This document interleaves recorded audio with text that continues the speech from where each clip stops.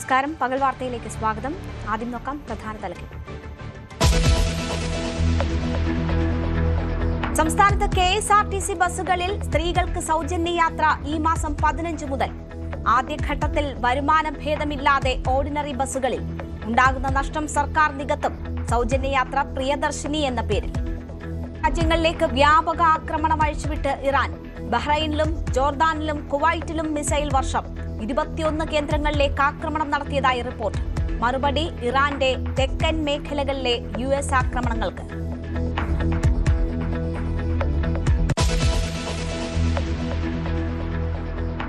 തെരഞ്ഞെടുപ്പിലൂടെ അധികാരത്തിലെത്തി തുടർച്ചയായി കൂടുതൽ ദിവസം പ്രധാനമന്ത്രി പദത്തിലിരുന്നെന്ന റെക്കോർഡ് സ്വന്തമാക്കി നരേന്ദ്രമോദി. മറികടന്നത് ജവഹർലാൽ നെഹ്റുവിന്റെ റെക്കോർഡ്. 12 വർഷത്തെ പ്രധാന നേട്ടങ്ങൾ എടുത്തു പറഞ്ഞു പ്രധാനമന്ത്രി.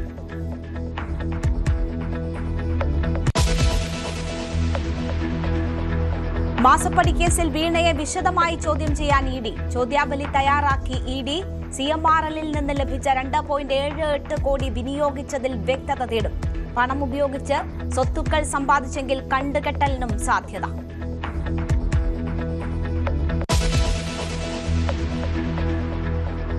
തിരുവനന്തപുരത്ത് പോലീസ് കസ്റ്റഡിയിലെടുത്ത കാപ്പ കേസ് പ്രതിയായ കൌൺസിലർ റിമാൻഡിൽ. വധശ്രമക്കേസിൽ ഒളിവിലായ വാഴോട്ടുകോണം BJP കൌൺസിലറെ പിടിച്ചത് അതിസാഹസികമായി. സുഗതനെ പിന്തുണച്ച് മേയർ VV രാജേഷ്. ലൈംഗിക പീഡനക്കേസിൽ അറസ്റ്റിലായ പാലക്കാട് കൌൺസിലർ പ്രക്ഷോഭിനെ കൌൺസിലർ പദവിയിൽ നിന്ന് അയോഗ്യനാക്കും.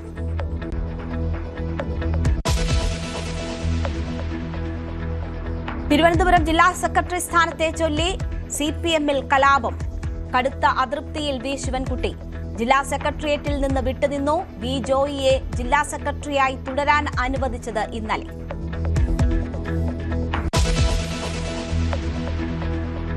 അൻസുബയുടെ പരാതികളിൽ കഴമ്പില്ലെന്ന നിഗമനത്തിൽ പോലീസ്. ലക്ഷ്മിപ്രിയയ്ക്കും വനിതാ SIക്കുമെതിരെ കേസെടുക്കാനാകില്ലെന്നും പോലീസ്. ടിനി ടോമിനെതിരായ പരാതിയിൽ തുടർ നടപടിയുണ്ടാകും.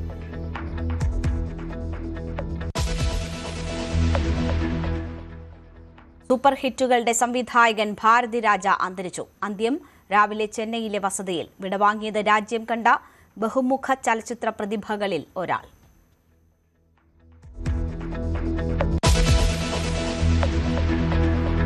വടക്കൻ ജില്ലകളിൽ ശക്തമായ മഴ തുടരും. 5 ജില്ലകളിൽ യെല്ലോ അലർട്ട്. മണിക്കൂറിൽ 50 കിലോമീറ്റർ വരെ വേഗത്തിൽ കാറ്റിന് സാധ്യത.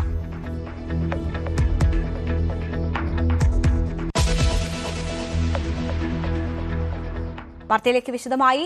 സംസ്ഥാനത്ത് ജൂൺ 15 മുതൽ KSRTCയിൽ സ്ത്രീകൾക്കും ട്രാൻസ്ജെൻഡറുകൾക്കും സൗജന്യ യാത്ര. ആദ്യഘട്ടം ഓർഡിനറി ബസ്സിൽ മാത്രമാണ് സൗജന്യ യാത്ര അനുവദിക്കുക. പ്രായ വരുമാന വ്യത്യാസമില്ല. പ്രിയദർശിനി എന്ന പേരിലാകും സൗജന്യ യാത്രാ പദ്ധതി. ഇതിലൂടെ മാസം 70 കോടി രൂപയുടെ അധിക ബാധ്യതയുണ്ടാകും. KSRTCയെ സർക്കാർ സഹായിക്കും. കൂടുതൽ സർവീസുകൾ ഇറക്കുമെന്നും മുഖ്യമന്ത്രി VD സതീശൻ പറഞ്ഞു.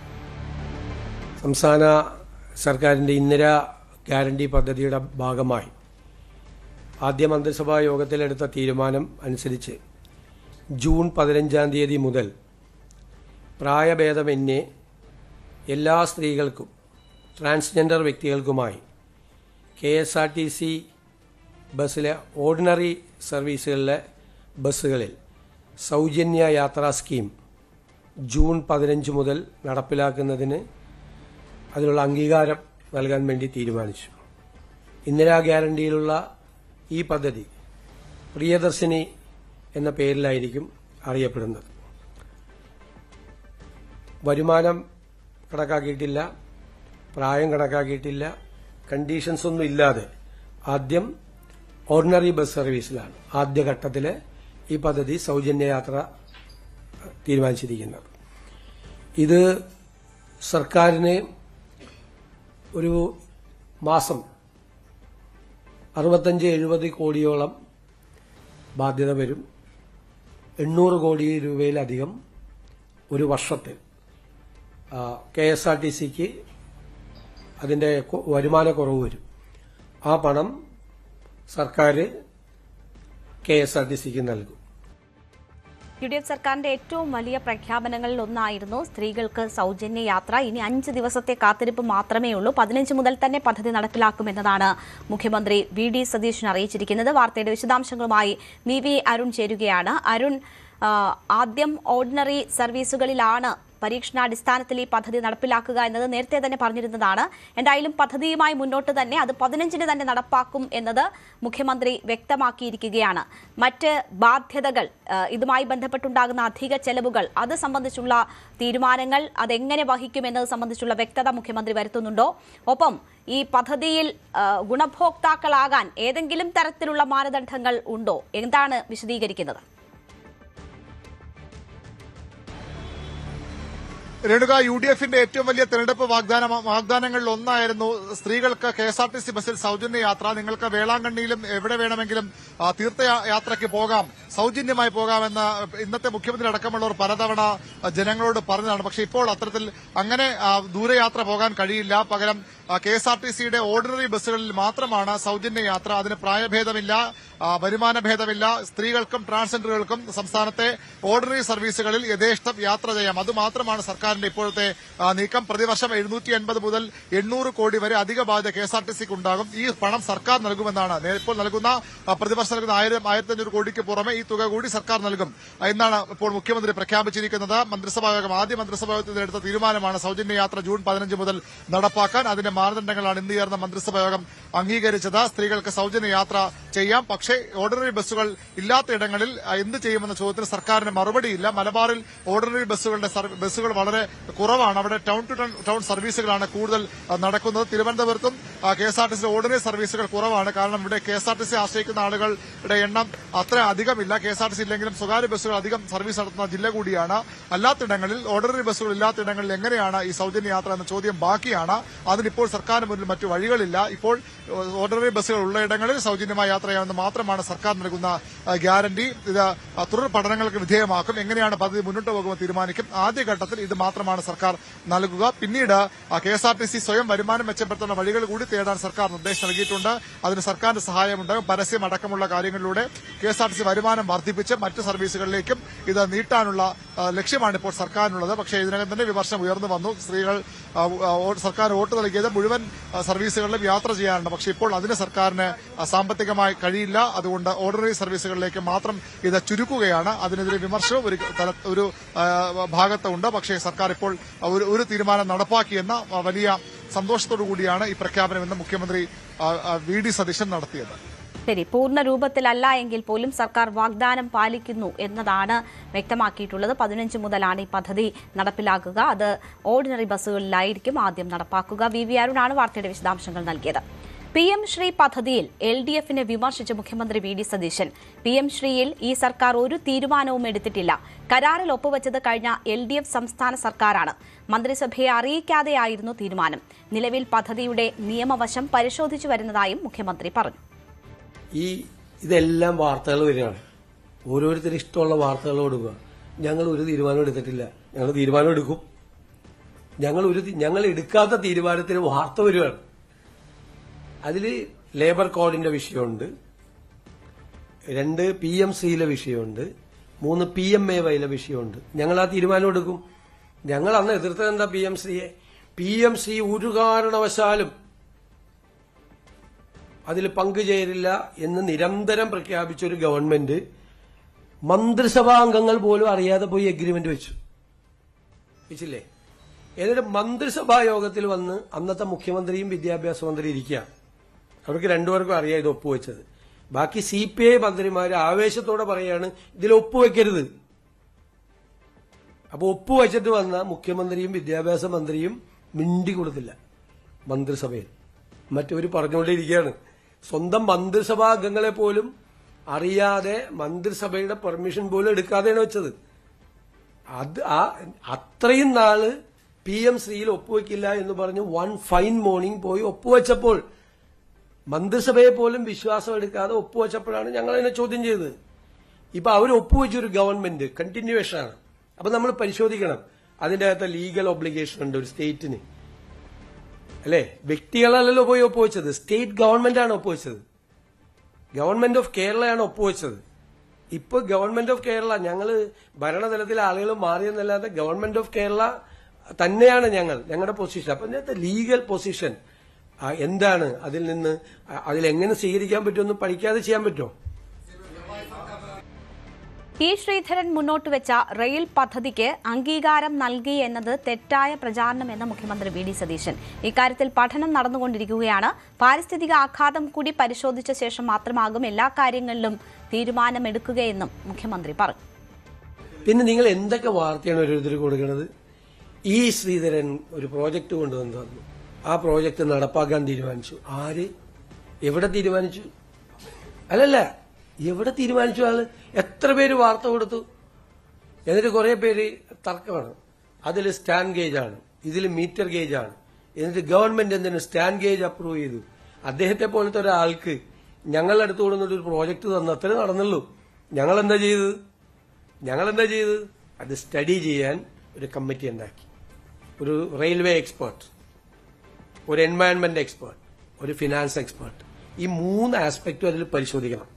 റെയിൽവേ ആംഗിളിൽ നിന്ന് ഏതാണ് കേരളത്തിന് അനുയോജ്യം, ഇപ്പോഴത്തെ മോഡേൺ സ്പീഡ് കോറിഡോർ എങ്ങനെയാണ് ചെയ്യുന്നത്, സ്റ്റാൻഡ് ഗേജ് ആണോ, മീറ്റർ ഗേജ് ആണോ, പില്ലറിലാണോ, എംബാങ്ക്മെന്റിലാണോ, എങ്ങനെയാണ് ചെയ്യുന്നത്, ഇപ്പൊ തന്നിരിക്കുന്ന പ്രപ്പോസൽ അത് പറ്റിയതാണോ? നമ്മൾ സിൽവർ ലൈനിനെതിരായിട്ടുള്ള ഞങ്ങളുടെ അലിഗേഷൻ എന്താ? 2 കാര്യമാണ് പറഞ്ഞത്. അത് ഇക്കണോമിക്കലി ഫീസിബിൾ അല്ല, നമ്പർ 1. നമ്പർ 2, അതൊരു എൻവയൺമെന്റ് ഡിസാസ്റ്റർ ആയിരിക്കും. കേരളം പോലുള്ള വളരെ ക്ലൈമറ്റ് ചേഞ്ച് ഒരുപാട് പ്രശ്നങ്ങൾ ഉണ്ടാക്കിയിട്ടുള്ള ഒരു സ്റ്റേറ്റിൽ ഇതുപോലത്തെ ഏത് പ്രോജക്റ്റ് വന്നാലും ഈ ഗവൺമെന്റ് അത് പരിശോധിക്കും, അതിന്റെ എൻവയൺമെന്റ് ഇമ്പാക്ട് പരിശോധിക്കും.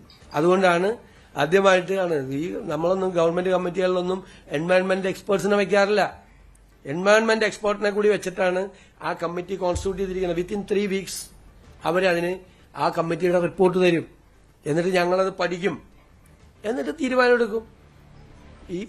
ഈ ശ്രീധരൻ വന്ന് എന്നെ കാണണം എന്ന് പറഞ്ഞാൽ എനിക്ക് കാണണ്ടെന്ന് പറയാൻ പറ്റും. അദ്ദേഹം ഒരു റിപ്പോർട്ട്, ഞാനത് വാങ്ങിച്ചു വെച്ചു. ഞാൻ പോലും വായിച്ചു നോക്കുന്നതിന് മുമ്പേ വാർത്ത വന്നു, ഇത് ഗവൺമെന്റ് പ്രഖ്യാപിച്ചു എന്ന് പുതിയ പദ്ധതി. ഭയങ്കരം തന്നെ. അദാനിയുടെ പ്രതിനിധിയുമായി മുഖ്യമന്ത്രി മംഗലാപുരത്ത് കൂടിക്കാഴ്ച നടത്തിയെന്ന ആരോപണത്തിൽ മറുപടി പറയുന്നില്ല എന്നും വി ഡി സതീശൻ. കേരളവുമായി ബന്ധമുള്ള ആളെയാണ് കണ്ടത്. ആര്യാടൻ മുഹമ്മദിന്റെ ബന്ധുവാണ് അദ്ദേഹം. അതിനെ അദാനിയുമായുള്ള ബന്ധമാക്കുന്നത് എന്തിനെന്നും മുഖ്യമന്ത്രി ചോദിച്ചു.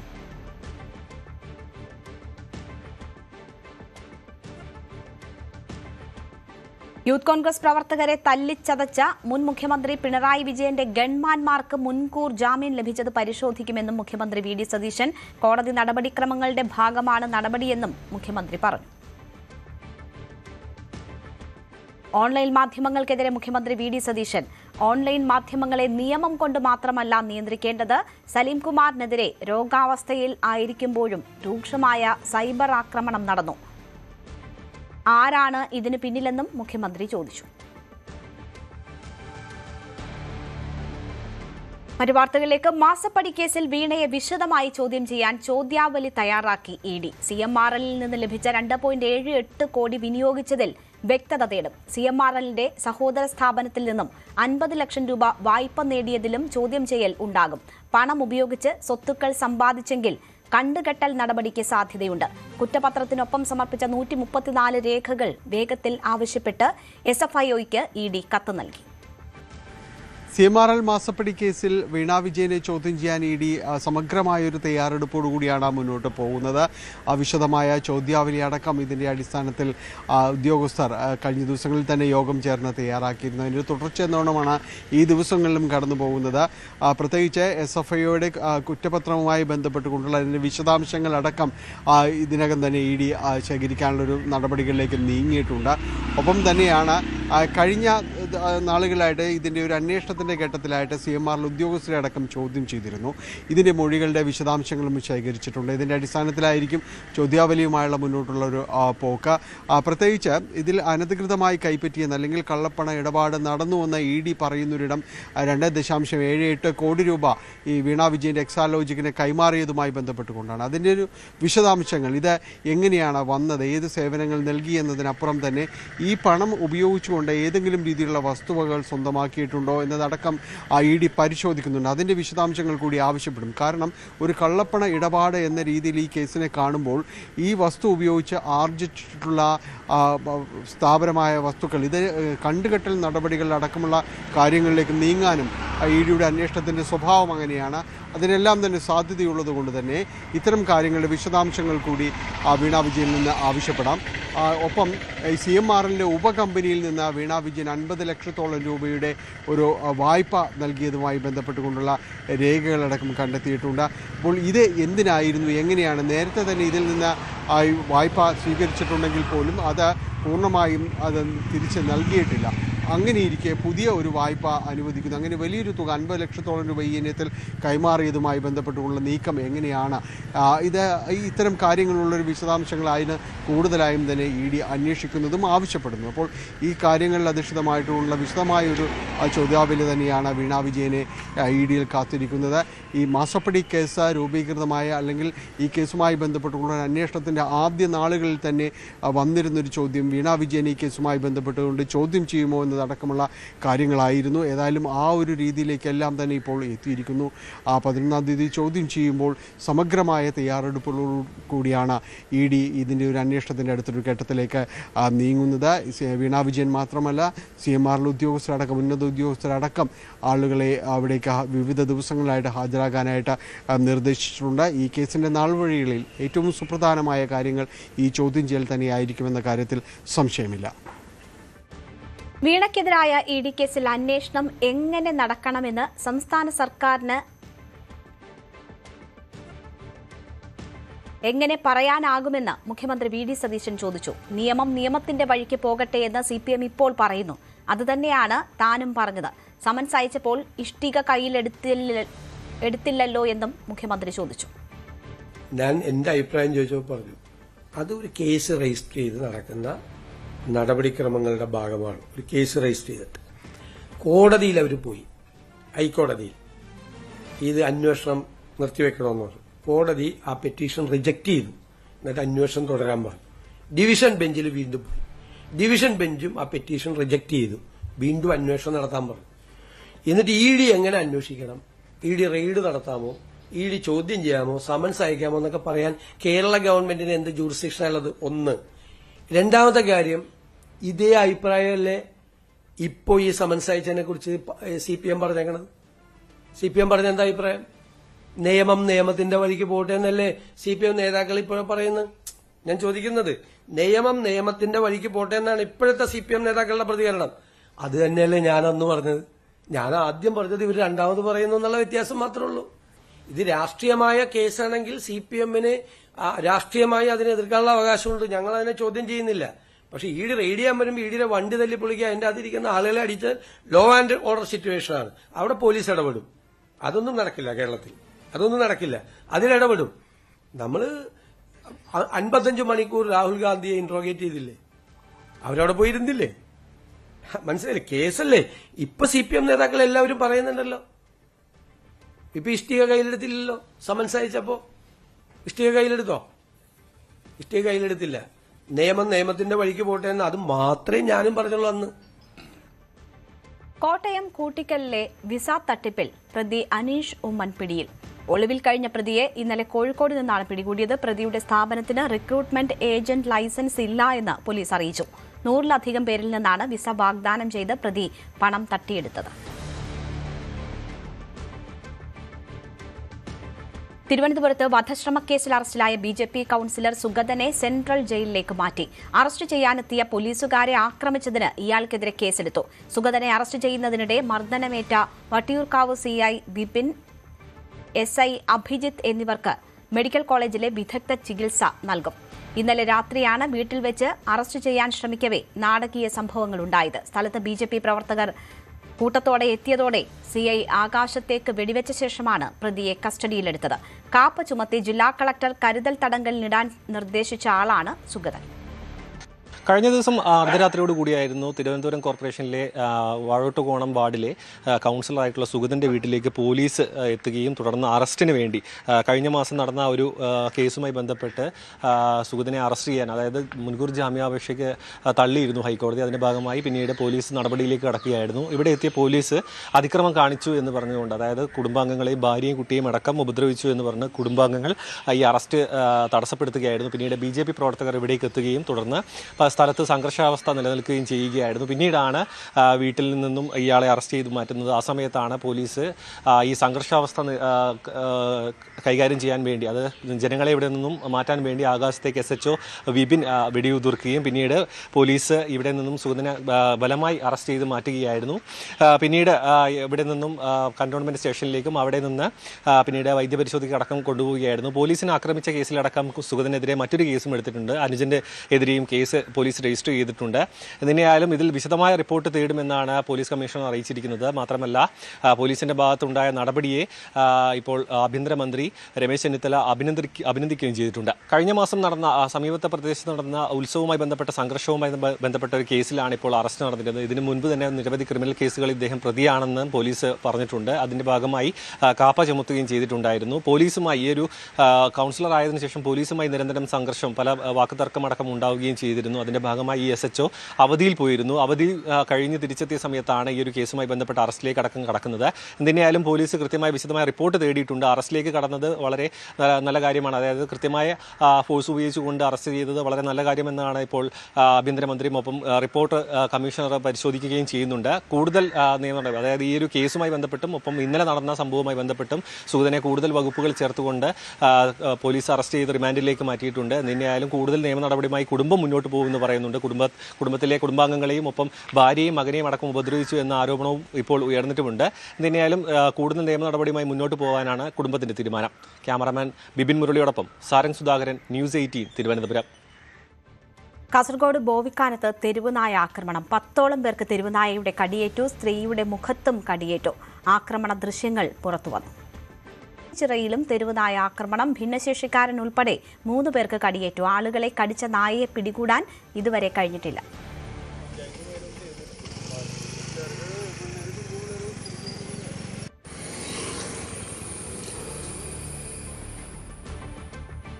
നടി അൻസിബ ലക്ഷ്മിപ്രിയയ്ക്കും വനിതാ SIക്കുമെതിരെ നൽകിയ പരാതിയിൽ കഴമ്പില്ല എന്ന് പോലീസ് റിപ്പോർട്ട്. തൃപ്പൂണിത്തുറ സ്റ്റേഷനിലെ വനിതാ SI രേഷ്മ അൻസിബയോട് മോശമായി പെരുമാറിയിട്ടില്ലെന്നും വിവരങ്ങൾ ചോദിച്ചറിയുക മാത്രമാണ് ചെയ്തതെന്നുമാണ് തൃക്കാക്കര ACPയുടെ റിപ്പോർട്ട്. പരാതിയിൽ കേസെടുക്കാനാവില്ല എന്നും കമ്മീഷണർക്ക് നൽകിയ റിപ്പോർട്ടിൽ പറയുന്നു. അൻസിബയ്ക്കെതിരെ ലക്ഷ്മിപ്രിയ നൽകിയ പരാതിയിലും അടിസ്ഥാനമില്ലെന്ന് പോലീസ് പറയുന്നു. അതേസമയം ടിനി ടോമിനെതിരായ അൻസിബയുടെ പരാതിയിൽ മേലുദ്യോഗസ്ഥരുമായി ആലോചിച്ച ശേഷം തുടർ നടപടിയെന്നാണ് കടവന്ത്ര പോലീസിന്റെ നിലപാട്. അതേസമയം റിപ്പോർട്ടിനെതിരെ കോടതിയെ സമീപിക്കുമെന്ന് അൻസിബ വ്യക്തമാക്കി. തൃക്കാക്കര ACP കമ്മീഷണർക്ക് കൈമാറിയ റിപ്പോർട്ടിലാണ് അൻസിബ നൽകിയ പരാതിയിൽ കഴമ്പില്ല എന്ന് കണ്ടെത്തിയിരിക്കുന്നത്. അൻസിബ നൽകിയ പരാതിയുടെ അടിസ്ഥാനത്തിൽ ലക്ഷ്മിപ്രിയയും SI രേഷ്മയെയും വിളിച്ചുവരുത്തി വിശദമായ മൊഴിയെടുത്തു. അതിൽ നിന്നുമാണ് ഇങ്ങനെ ഒരു നിഗമനത്തിലേക്ക് അന്വേഷണ ഉദ്യോഗസ്ഥർ എത്തിയിരിക്കുന്നത്. പ്രധാനമായും പറയുന്നത്, അന്ന് അൻസിബ നൽകിയ പരാതിയെ തുടർന്ന് ലക്ഷ്മിപ്രിയയെ വിളിച്ചു വരുത്തിയിരുന്നു.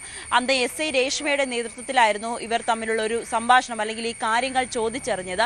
ആ സമയത്ത് 3 മണിക്കൂർ അൻസിബയെ വിളിച്ചിരുത്തി മാനസികമായിട്ടുള്ളൊരു പീഡനം SIയുടെ ഭാഗത്തു നിന്നും ഉണ്ടായി എന്ന് പറഞ്ഞു. അത് അത്തരത്തിലുള്ള ഒന്നും തന്നെ കണ്ടെത്താൻ കഴിഞ്ഞില്ല. അതോടൊപ്പം തന്നെ ഇത് കാര്യങ്ങൾ ചോദിച്ചറിയുക മാത്രമായിരുന്നു അന്വേഷണ ഉദ്യോഗസ്ഥ എന്ന നിലയിൽ രേഷ്മ ചെയ്തത് എന്നുകൂടിയാണ് ഈ റിപ്പോർട്ടിൽ പറയുന്നത്. എന്തായാലും രേഷ്മയ്ക്കെയും തനിക്കെതിരെയും ഉള്ള ഈ അന്വേഷണം വേഗത്തിലാക്കുകയും റിപ്പോർട്ട് സമർപ്പിക്കുകയും ചെയ്ത ACPക്ക് നന്ദി പറയുകയാണ് ലക്ഷ്മിപ്രിയ. അതോടൊപ്പം തന്നെ ഇതിന് പിന്നിൽ ലക്ഷ്മിപ്രിയയുടെ അൻസിബയുടെ ആരോപണങ്ങൾക്ക് പിന്നിൽ കൃത്യമായിട്ടുള്ള ഒരു അജണ്ടയുണ്ട്. അതോടൊപ്പം അൻസിബയ്ക്കെതിരെ 10 കോടിയുടെ നഷ്ടപരിഹാര കേസ് നൽകുമെന്ന് കൂടിയാണ് ലക്ഷ്മിപ്രിയ പറയുന്നത്. അൻസിബയുടെ പിന്നിൽ കൃത്യമായിട്ടും അജണ്ടയുണ്ട്. ഇവിടുത്തെ മതവർഗീയവാദികൾ അൻസിബയുടെ പിന്നിൽ ഉണ്ട് എന്ന് ഞാൻ ബലമായി സംശയിക്കുന്നു. എനിക്ക് എന്താണോ വന്നിട്ടുള്ളത്, അൻസിബയിൽ നിന്നും എനിക്ക് എന്താണോ നേരിട്ടിട്ടുള്ളത്, ആ കാര്യം വെറും 4 വരിയിൽ ഞാൻ പറയുക മാത്രമേ ചെയ്തിട്ടുള്ളൂ. പുതിയ അടിസ്ഥാനരഹിതമായ ആരോപണങ്ങൾ പറഞ്ഞുകൊണ്ട് കേരളത്തിന്റെ പൊതു സമൂഹം ചർച്ച ചെയ്യുന്ന രീതിയിൽ വലിയൊരു വിവാദമാക്കി കൊണ്ടുവന്നതിന്റെ പിന്നിൽ തീർച്ചയായിട്ടും കൃത്യമായ അജണ്ടയുണ്ട്. അത് തീർച്ചയായിട്ടും അന്വേഷിക്കപ്പെടേണ്ടത് തന്നെയാണ്. എന്നാൽ ഈ അന്വേഷണ റിപ്പോർട്ട് പുറത്തു വന്നതിന് പിന്നാലെ അൻസിബ കോടതിയെ സമീപിക്കുവാനായി തീരുമാനിച്ചിരിക്കുകയാണ്. തന്റെ മൗലിക അവകാശത്തെ പോലും ലംഘിക്കുന്ന തരത്തിലുള്ളൊരു നടപടിയായിരുന്നു അന്ന് പോലീസ് സ്റ്റേഷനിൽ നടന്നത്. എങ്ങനെയാണ് തനിക്ക് 3 മണിക്കൂർ ചോദ്യം ചെയ്തത് തന്നെ മാനസിക വിഷമം ഉണ്ടാക്കിയിട്ടില്ല എന്ന തരത്തിലുള്ള റിപ്പോർട്ട് സമർപ്പിക്കുന്നതെന്ന് മനസ്സിലാകുന്നില്ല. എന്തായാലും കോടതിയെ സമീപിക്കുവാനാണ് അൻസിബയും തീരുമാനിച്ചിരിക്കുന്നത്. എന്റെ ഫണ്ടമെന്റൽ റൈറ്റിനെ ചോദ്യം ചെയ്തുകൊണ്ട് ഞാനെന്ന വ്യക്തിക്ക് ഇന്ത്യയിൽ അവർ 3 പേർക്കും എന്തൊക്കെ അധികാരങ്ങളും അവകാശങ്ങളും ഉണ്ടോ അതെല്ലാമുള്ള എന്റെ അവകാശങ്ങൾ നിഷേധിച്ചുകൊണ്ടാണ് അന്ന് അവിടെ ചോദ്യം ചെയ്യൽ നടത്തിയത്. അതെന്റെ ഫണ്ടമെന്റൽ റൈറ്റിനെയാണ് ചോദ്യം ചെയ്തത്. എന്റെ മൗലിക അവകാശത്തെ ചോദ്യം ചെയ്തതിന് പോലീസുകാർക്ക് തെറ്റൊന്നും കണ്ടെത്താൻ പറ്റിയിട്ടില്ല എങ്കിൽ ഞാൻ കോടതിയെ സമീപിക്കുന്നതായിരിക്കും. അതോടൊപ്പം തന്നെയാണ് അൻസിബ ടിനി ടോമിനെതിരെ നൽകിയ പരാതിയിൽ ഇന്നലെ കടവന്ത്ര പോലീസ് അൻസിബയുടെ വിശദമായ മൊഴിയെടുത്തത്. ആ മൊഴിയെടുത്ത ശേഷം മേലുദ്യോഗസ്ഥരുമായി ചർച്ച ചെയ്തതിനു ശേഷം തുടർ നടപടികളിലേക്ക് പോകാമെന്നാണ് അന്വേഷണ ഉദ്യോഗസ്ഥൻ വ്യക്തമാക്കുന്നത്. കാരണം നിലവിൽ നൽകിയിരിക്കുന്ന പരാതിയിൽ കേസെടുക്കാനാകില്ല എന്നൊരു നിഗമനത്തിലാണ് അന്വേഷണ സംഘം നിൽക്കുന്നത്. നീന കുറുപ്പിനെയും ടിനി ടോം മോശമായി ചിത്രീകരിച്ചു എന്നുകൂടി അൻസിബ നൽകിയ പരാതിയിലുണ്ട്. ആവശ്യമെങ്കിൽ നീന കുറുപ്പിന്റെ മൊഴിയെടുക്കുവാനും അന്വേഷണ സംഘം തയ്യാറെടുക്കുന്നുണ്ട്. പാലാ നഗരസഭയിൽ UDF-ൽ തർക്കം മുറുകുന്നു. സ്വതന്ത്ര കൌൺസിലർമാരും കോൺഗ്രസും പരസ്പരം ഏറ്റുമുട്ടൽ തുടരുകയാണ്. ആരോപണങ്ങൾ ഉന്നയിച്ച് പോലീസിൽ പരാതി നൽകിയതിന് പിന്നാലെ പരസ്യ പ്രതികരണവുമായി ഇരുവിഭാഗവും രംഗത്തു വന്നു. കോൺഗ്രസ് നേതൃത്വം പറഞ്ഞാൽ രാജിവെക്കാൻ തയ്യാറാണെന്ന നിലപാടിലാണ് ബിനു പുളിക്കക്കണ്ടം. തനിക്കെതിരായ മോഷണ ആരോപണം തെറ്റാണെന്ന് കോൺഗ്രസ് കൌൺസിലർ ബിജു മാത്യൂസും പറയുന്നു. സെക്രട്ടറിയാണ് കസ്റ്റോഡിയൻ. അപ്പം സെക്രട്ടറിയെ അറിയിക്കാതെ അല്ലെങ്കിൽ എന്നെ അറിയിക്കാതെ ഒരു നോട്ടീസോ അല്ലെങ്കിൽ ഒരു വാറന്റോ ഒന്നും ഇല്ലാണ്ട് അവരത് അതിക്രമിച്ച് തുറന്നു കയറി ഒരു അരമണിക്കൂറോളം സ്പെൻഡ് ചെയ്തു. അപ്പോൾ ഇത് വിവരം അറിഞ്ഞ് ഞാൻ ഉടനെ വന്നു. അപ്പം അവിടുത്തെ എൻ്റെ OAയോട് ചോദിച്ചപ്പോഴാണ് പറഞ്ഞത് നിർബന്ധിച്ച് തുറപ്പിച്ചു എന്ന് പറഞ്ഞു. എന്നിട്ട് ഞാൻ എൻ്റെ കുറച്ച് ഫയല്, കാരണം ഇമ്പോർട്ടൻ്റ് ആയിട്ടുള്ള പല സാധനങ്ങളും ഞാൻ വെച്ചിട്ട് പോകുന്നൊരു ഫയലാണ്. അപ്പോൾ ഒരു ഫയൽ നഷ്ടപ്പെട്ടിരുന്നു. അതിനകത്ത് എൻ്റെ ഒരു വാച്ചും ഇരിപ്പുണ്ടായിരുന്നു. പക്ഷേ അത് വാച്ചെടുക്കാൻ വേണ്ടി എടുത്തായിരിക്കില്ല ആ ഫയൽ. പക്ഷേ എനിക്ക് ആ ഫയലാണ് വേണ്ടത്. എൻ്റെ ഭരണത്തിൽ പിഴവ് വരുത്താൻ വേണ്ടി ചെയ്തതായിരിക്കാം. പക്ഷേ ആ ഫയൽ തിരിച്ചു കിട്ടണം എന്നുള്ള ഇതുകൊണ്ട് ഞങ്ങൾ അപ്പോൾ തന്നെ കംപ്ലൈൻറ്റ് ഫയൽ ചെയ്തു. പിന്നെ ഇവിടെ അതിക്രമിച്ച് കയറിയ കൗൺസിലറാണ് അത് നിർബന്ധിച്ച് തുറന്നതെന്ന് പറഞ്ഞ സെക്രട്ടറി ഇവിടുന്ന് കൗൺസിലർക്കെതിരെയും ഒരു പരാതി പോന്നിട്ടുണ്ട്. വളരെ അടിസ്ഥാനരഹിതമായ ഒരു ആരോപണം. പോലീസ് എന്നോട് മഗസർ എഴുതാൻ വേണ്ടിയിട്ട് ഈ താഴത്തെ നിരയിൽ നിന്ന് എന്നെ വിളിച്ചു. ഞാൻ അദ്ദേഹത്തിനൊപ്പം പോയി. ആ പിറകിലുള്ള ഒരു സീറ്റിൽ ഇരുന്നുകൊണ്ട് അവർ ചോദിച്ച ചോദ്യങ്ങൾക്ക് മറുപടി കൊടുത്തു ഇറങ്ങിപ്പോരുകയായിരുന്നു. ഈ നഗരസഭയുടെ താഴത്തെ ഫ്ലോറിൽ, ഓഫീസ് ഫ്ലോറിൽ നിന്ന് ഞാൻ കയറി ചെല്ലുമ്പോൾ അവിടെ നഗരസഭാ ജീവനക്കാരൻ ഓഫീസിന് മുമ്പിലുണ്ട്. ആ നഗരസഭാ ജീവനക്കാരനാണ് ഈ റൂം ഏതാണെന്ന് പോലീസ് ചോദിക്കുമ്പോൾ തുറന്നു കൊടുക്കുന്നു. പോലീസുകാർക്കൊപ്പം കയറുന്നു, പോലീസുകാർക്കൊപ്പം തിരിച്ചിറങ്ങുന്നു. എൻ്റെ കാഴ്ചയിൽ ഞാനോ പോലീസുകാരോ അവിടെ ഇരുന്ന നഗരസഭാ ജീവനക്കാരനോ അവിടെ നിന്ന് ഒരു സാധനവും മോഷ്ടിച്ചതായിട്ട് അറിയില്ല. അതിന് തൊട്ട് ശേഷം ഞാൻ താഴോട്ട് ഇറങ്ങുമ്പം ദിയ ബിനു പുളിക്കക്കണ്ടവും ബിജു പുളിക്കക്കണ്ടവും, അതായത് ചെയർപേഴ്സണും ആ മുറിയിലേക്ക് ഓടി കയറുന്നത് കണ്ടു. എന്തോ സാധനം, അവർക്ക് എന്തോ കാര്യം അവിടെ എന്തോ അവർക്ക് മാറ്റാനുണ്ടായിരുന്നിരിക്കാം. എന്തോ സാഹചര്യമുണ്ട്. ഈ വിഷയത്തിൽ ഈ നഗരസഭയിൽ ഒരു മോഷണം ഇതിന് സമാനമായി നടന്നിട്ടുണ്ട്. ആ മോഷണ കേസിലെ പ്രതി ഈ ബിനു പുളിക്കക്കണ്ടമാണ്. ആ കേസ് നടക്കുന്നുണ്ട്. അദ്ദേഹത്തെ തന്നെ ചോദ്യം ചെയ്യുന്നതായിരിക്കും. സമാന കേസിൽ പ്രതിയായ ആളെ തന്നെ ചോദ്യം ചെയ്യുന്നതായിരിക്കും ഇത്തരത്തിൽ പോലീസിന് ചെയ്യാനുള്ളത്. നഗരസഭയിലെ തർക്കം മൂലം പാലാ വീണ്ടും ശ്രദ്ധാകേന്ദ്രമാകുന്നു, പാലാ രാഷ്ട്രീയം ശ്രദ്ധാകേന്ദ്രമാകുന്നു എന്നുള്ളതാണ് എടുത്തു പറയാനുള്ളത്. കഴിഞ്ഞ LDF നഗരസഭയുടെ കാലത്തും വലിയ തർക്കങ്ങൾക്ക് വേദിയായിരുന്ന നഗരസഭയാണ് ഇത്തവണ UDF-ന്റെ കയ്യിലെത്തിയപ്പോഴും സമാനമായ തർക്കങ്ങൾ തുടരുന്നത്. കൊട്ടാരമുറ്റം സ്റ്റാൻഡിലെ ഒരു ഓട്ടോ സ്റ്റാൻഡുമായി ബന്ധപ്പെട്ട ബിജു മാത്യൂസ് എന്ന കോൺഗ്രസ് കൗൺസിലറും ഇപ്പോഴത്തെ സ്വതന്ത്ര കൂട്ടായ്മ ബിനു പുളിക്കക്കണ്ടം ഉൾപ്പെടെയുള്ള സ്വതന്ത്ര കൂട്ടായ്മയും തമ്മിലുള്ള തർക്കമാണ് പുതിയ തലങ്ങളിലേക്ക് എത്തിയത്. ബിനു തന്നെ കയ്യേറ്റം ചെയ്തതായി ആരോപിച്ച് ബിനു മാത്യൂസ് പോലീസിൽ പരാതി നൽകുകയും കേസെടുക്കുകയും ചെയ്തിരുന്നു. തൊട്ടു പിന്നാലെയാണ് ഇന്നലെ പുതിയ സംഭവം ഉണ്ടാകുന്നത്. ചെയർപേഴ്സൺ ദിയ പുളിക്കക്കണ്ടത്തിന്റെ ചേംബറിൽ അതിക്രമിച്ച് കയറി ഫയൽ മോഷ്ടിച്ചു, ദിയയുടെ വിലപിടിപ്പുള്ള വാച്ച് മോഷ്ടിച്ചു എന്ന ആരോപണമാണ് അവർ ഉന്നയിച്ചത്. കോർപ്പറേഷൻ സെക്രട്ടറിയും നഗരസഭാ സെക്രട്ടറിയും ഒപ്പം തന്നെ ഈ ചെയർപേഴ്സണും ഒക്കെ പോലീസിൽ പരാതി നൽകുകയും ചെയ്തിരുന്നു. എന്തായാലും ഏറ്റവും ഒടുവിൽ ഈ കോൺഗ്രസിന് എന്തെങ്കിലും തങ്ങളെക്കുറിച്ച് പരാതി ഉണ്ടെങ്കിൽ സംസ്ഥാന കോൺഗ്രസ് നേതൃത്വവും ജോസഫ് ഗ്രൂപ്പിന്റെ സംസ്ഥാന നേതൃത്വവും ഒക്കെ ഇടപെട്ടാണ് പാലായിൽ ഇങ്ങനെ ഒരു സ്വതന്ത്ര കൂട്ടായ്മയുമായി ചേർന്ന് ഭരണം പിടിച്ചത്. അതുകൊണ്ട് തന്നെ അങ്ങനെ ഒരു തർക്കമുണ്ടെങ്കിൽ ഭരണമൊഴിയാൻ കോൺഗ്രസ് നേതൃത്വം ആവശ്യപ്പെട്ടാൽ ഭരണമൊഴിയാൻ തങ്ങൾ തയ്യാറാണെന്ന് സ്വതന്ത്ര കൂട്ടായ്മ നിലപാട് വ്യക്തമാകുന്നുണ്ട്. എന്തായാലും മോഷണ ആരോപണം ഉൾപ്പെടെ തള്ളുകയാണ് ബിജു മാത്യൂസ്. മോഷണ പരാതി നേരത്തെ ഉയർന്നത് ബിനുവിനെതിരെയാണ്. അതുകൊണ്ട് ബിനുവിനെതിരെയാണ് പോലീസ് പരിശോധന നടത്തേണ്ടത് എന്ന ആരോപണം ഉയരുന്നു. എന്തായാലും വലിയ തർക്കത്തിലേക്ക് പോകുന്നു. ഇന്നല്ലെങ്കിൽ നാളെ പാലാ ഭരണം വീഴും എന്ന നിലയിലേക്ക് കാര്യങ്ങൾ എത്തുന്നു എന്നാണ് ഈ ഘട്ടത്തിൽ മനസ്സിലാക്കാൻ സാധിക്കുന്നത്. എന്തായാലും LDFും ഈ സ്ഥിതിഗതികൾ സസൂക്ഷ്മം നിരീക്ഷിക്കുകയാണ്, പ്രത്യേകിച്ച് കേരള കോൺഗ്രസ് എം. ജി ശ്രീജിത്തിന്റെ റിപ്പോർട്ടാണ് കണ്ടത്. CPM തിരുവനന്തപുരം ജില്ലാ സെക്രട്ടറിയായി വി ജോയിയെ തീരുമാനിച്ചു. വലിയ എതിർപ്പ് ഇതുമായി ബന്ധപ്പെട്ട് ഉയരുന്ന ഒരു സാഹചര്യവുമുണ്ട്. ഇന്നലെയാണ് ഇത് സംബന്ധിച്ചുള്ള തീരുമാനങ്ങൾ പുറത്തു വന്നത്. ഇപ്പോൾ VV അരുൺ വാർത്തയുടെ വിശദാംശങ്ങളുമായി ചേരുന്നു. അരുൺ, വലിയ എതിർപ്പ് വി ജോയിയെ ജില്ലാ സെക്രട്ടറിയായി തുടരുന്നതുമായി ബന്ധപ്പെട്ട് ഉയരുന്നുണ്ട്. വി ശിവൻകുട്ടി വിട്ടുനിന്നത് ഉൾപ്പെടെയുള്ള വാർത്തകളുണ്ട്. ഈ തീരുമാനത്തിൽ ഉറച്ചു നിൽക്കുക തന്നെയാണോ CPM? എന്താണ് വിവരങ്ങൾ? MV ഗോവിന്ദൻ പങ്കെടുത്ത ജില്ലാ കമ്മിറ്റി യോഗത്തിലാണ് ഇപ്പോൾ തീരുമാനം. രാവിലെ ജില്ലാ സെക്രട്ടറി ചേർന്നപ്പോൾ അതിലും ഈ നിർദ്ദേശം അവതരിപ്പിക്കപ്പെട്ടു. ജോയി ജില്ലാ സെക്രട്ടറി തുടരണം എന്നതാണ് സംസ്ഥാന നേതൃത്വത്തിന്റെ തീരുമാനം. ഇന്നലെ AK സെന്ററിൽ ചേർന്ന തിരുവനന്തപുരം ജില്ലയിൽ നിന്നുള്ള സംസ്ഥാന കമ്മിറ്റി അംഗങ്ങളുടെയും MV ഗോവിന്ദൻ, പിണറായി വിജയൻ തുടങ്ങിയവരുടെ യോഗമാണ് അത്തരമൊരു നിർദ്ദേശം വച്ചത്. വലിയ തർക്കമുണ്ട്. വി ശിവൻകുട്ടിയും DK മുരളിയും KS സുനിൽകുമാറും ഉൾപ്പെടെയുള്ളവർ ജില്ലാ സെക്രട്ടറി സ്ഥാനം ആഗ്രഹിച്ച് രംഗത്തുണ്ടായിരുന്നു. പക്ഷേ വി ജോയി തന്നെ തുടരട്ടെ നിലപാടിലാണ് സംസ്ഥാന നേതൃത്വം എത്തിച്ചേർന്നത്. സംസ്ഥാനത്തെ ജില്ലയിലെ പ്രധാനപ്പെട്ട CPM നേതാവ്, മുതിർന്ന നേതാവ് M വിജയകുമാർ അടക്കമുള്ളവരും ജോയിയാണ് പിന്തുണച്ചത്. ആനാവൂർ നാഗപ്പന്റെ പിന്തുണയും ജോയിക്കായിരുന്നു. ഇതിൽ പ്രതിഷേധിച്ചാണ് ശിവൻകുട്ടി ഇന്ന് ജില്ലാ സെക്രട്ടറി യോഗത്തിൽ പങ്കെടുക്കാതെ മാറുന്നത്. KS സുനിൽകുമാറും ജില്ലാ സെക്രട്ടറി യോഗത്തിൽ പങ്കെടുത്തിരുന്നില്ല. അതിനൊടുവിലാണ് ഇപ്പോൾ ആ എതിർപ്പ് നിലനിൽക്കെ തന്നെ ജോയിയെ സെക്രട്ടറിയാക്കി തീരുമാനിച്ചുള്ള സംസ്ഥാന നേതൃത്വ തീരുമാനം ജില്ലാ കമ്മിറ്റി അംഗീകരിക്കുകയാണ് ഉണ്ടായത്. വലിയ അമർഷമുണ്ടെങ്കിലും അത് നേതൃത്വത്തിന്റെ നിലപാട് ജില്ലാ കമ്മിറ്റി അംഗങ്ങൾ അംഗീകരിക്കുകയായിരുന്നു.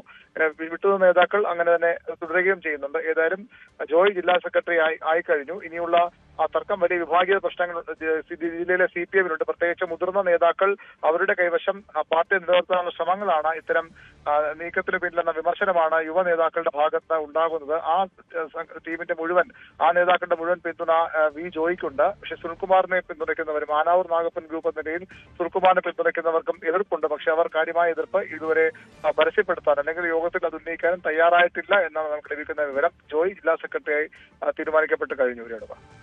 ശരി, VV അരുണാണ് വിവരങ്ങൾ നൽകിയത്. എതിർപ്പുകൾ മറികടന്നാണ് വി ജോയിയെ തന്നെ ജില്ലാ സെക്രട്ടറിയായി തീരുമാനിക്കുന്നത്. ജില്ലാ കമ്മിറ്റി യോഗവും അതിന് അംഗീകാരം നൽകിയിരിക്കുന്നു.